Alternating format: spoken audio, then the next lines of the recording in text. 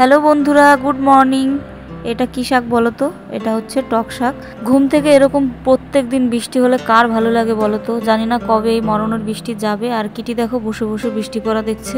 গতকাল রাতে তন্দুরি রুটি খেতে ইচ্ছে করছিল, তাই নিয়ে এসেছিলাম। একটা রুটি বেঁচে গেছিলো, তাই ওটা আর ফেলেনি। সকালে গরম করে ওটা ব্রেকফাস্টে খেয়ে নিচ্ছি, কারণ খাবার জিনিস ফেলতে আমার বড্ড মায়া লাগে। তারপর দিয়েছিলাম রান্না চাপিয়ে, আর রান্না হয়েও গেল। এই দেখো আজকের মেনুতে ছিল হচ্ছে টক শাক, আর এখানে শাপলা ভাজা, শশা কেটে নিয়েছি, আর এটা হচ্ছে কুন্দুল ভাজা, যেটা আমি ভালো খাই। আর এই যে ছিল ডাল, আর করেছিলাম একটু কাতলা মাছের ঝোল শুধু আলু আর টমেটো দিয়ে।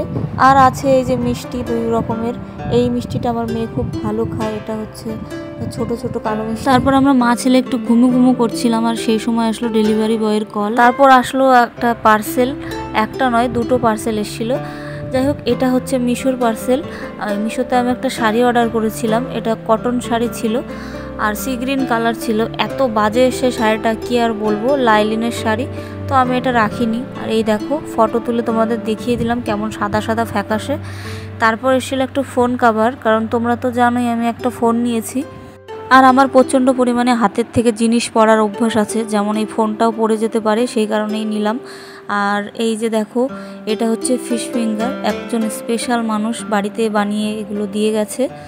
আর খেতে খুবই দারুণ হয়েছিল, কি আর বলবো, নতুন করে বলার কিছু নেই। মানুষটা যেমন গুণী তেমন সুন্দর করে এই যে বানিয়েও ছিল। আর সন্ধ্যের সময় বোনের বাড়িতে এরকম একটা ছোট্টখাট্ট পার্টি করছিলাম, আর বোনকে বললাম তুই একটু পেঁয়াজ কেটে নিয়ে আয়। আর এই যে দেখো মেয়োনিজ দিয়ে আর কাসুন্দি দিয়ে সুন্দর করে সাজিয়ে নিলাম।